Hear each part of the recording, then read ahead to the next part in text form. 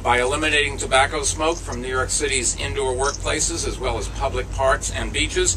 We are helping people to breathe easier and live longer. And I'm proud to say that in New York City, life expectancy has increased by 1 year and 7 months in the last 10 years. And life expectancy in New York is now greater than in the country as a whole.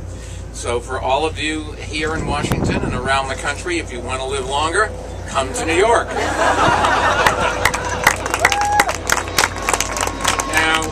Here's the other side. This is outdoors. I'm joining the Sierra Club on another front in the battle for clean air, and that is by ending America's reliance on coal-fired power plants, specifically by working to phase out existing power plants like the one right behind me. And we're calling this campaign Beyond Coal.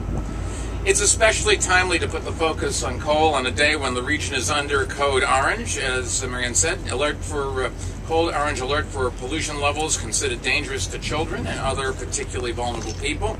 Every year, coal-burning power plants like this one cause more than 200,000 asthma attacks nationwide, many of them affecting children. Coal pollution also kills 13,000 people every year and cost us $100 billion in medical expenses. Just think about that. 13,000 people in something that's planned, and it's going to happen again next year and the year after and the year after unless we do something about it. The burning of coal does terrible harm to children, mothers, and families across the country. Every year, coal pollution causes birth defects and developmental problems for children, and we can change it. There's just no question about the science.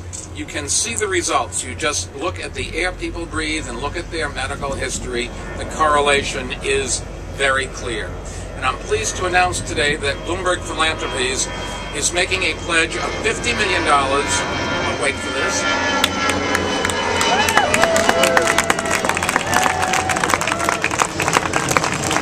I wasn't waiting for the applause. I was waiting for the airplane to go high.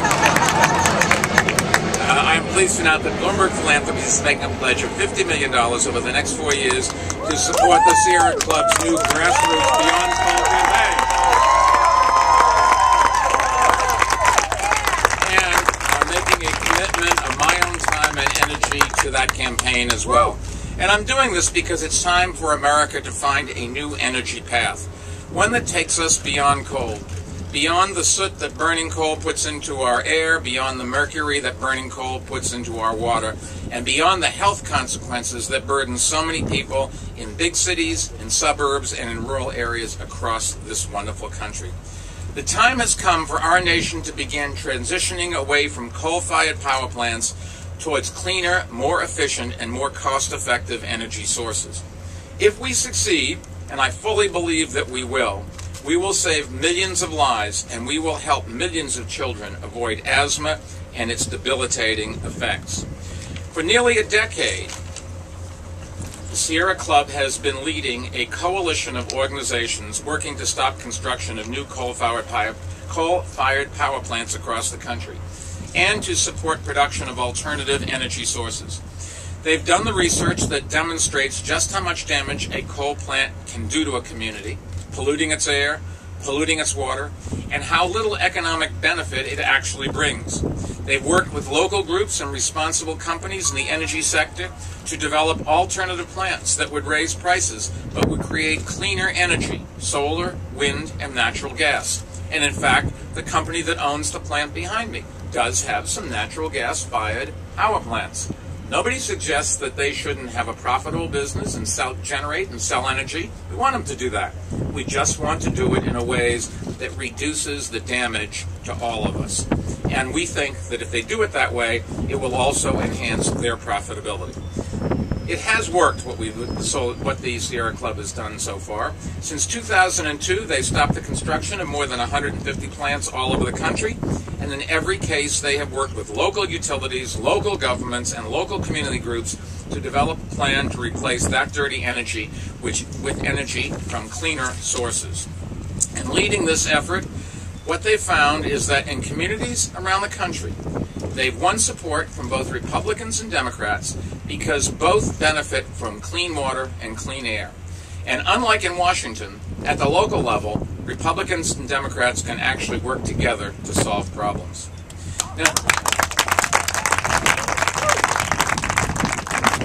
today, we're beginning in a new phase in this effort.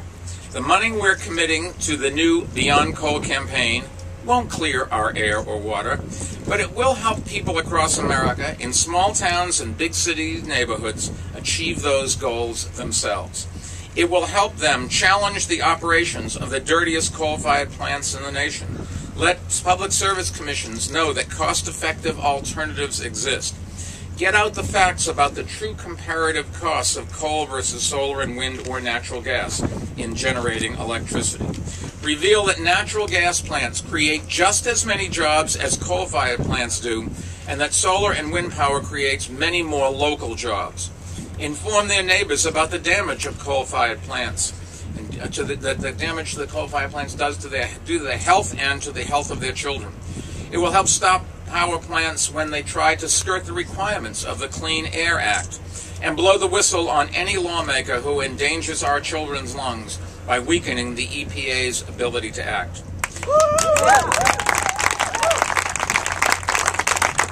The fact is, the cost of coal is going up, and the cost of generating power using wind turbines, solar panels, and natural gas is coming down.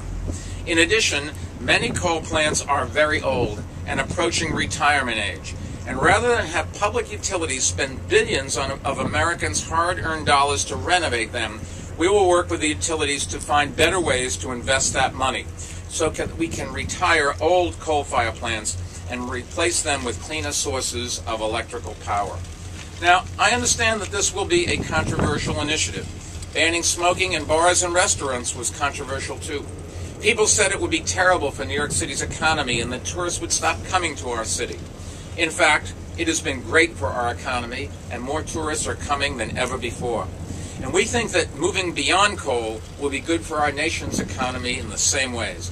Because the facts are, even though coal-burning power plants may seem to have a cheap price tag, the real price tag is hidden. Hidden in medical bills we have to pay and environmental cleanups that we have to pay for. Now, overall, the Sierra Club will need $150 million, we calculate, to succeed in this campaign. And that's why we're asking the Sierra Club's 1.4 million members, its funders, and others to support this work as well. We're confident of success. We know that there are millions of people across America committed to putting our country on a new energy path.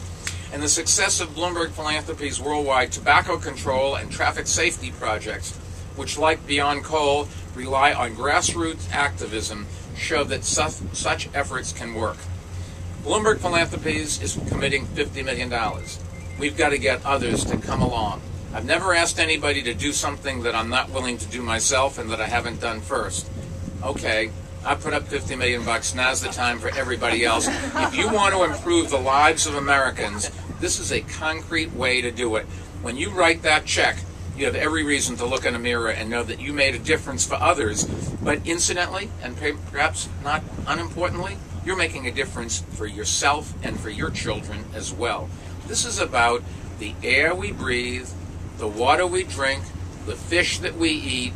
It is about our lives today. Before I turn the floor over, in this case the deck, back over to Mary Ann, let me make two points. First, in New York City, we've been moving beyond coal for quite some time. Today, only a small portion, roughly 7% of our electricity comes from coal-fired plants, and that's a small enough amount that converting to natural gas wouldn't have any real impact on prices or reliability as long as there were responsible replacements coming on board. And it would be even better to replace some of that capacity with wind, solar, or energy for energy efficiency. As you may know, we've been working to bring offshore wind power to our city, and we've been working to put solar panels on the old unused landfill sites within our 5 boroughs. Second, even though the current gridlock on energy policy in Washington is discouraging, there is real progress happening in cities across the country and around the world. As chair of the C40 Cities Climate Leadership Group, an organization that includes many of the world's great cities, I'm well aware of the extraordinary progress that people in many nations are making in developing alternative sources of power. In New York City, 4 years ago, we launched Plan YC, our agenda for creating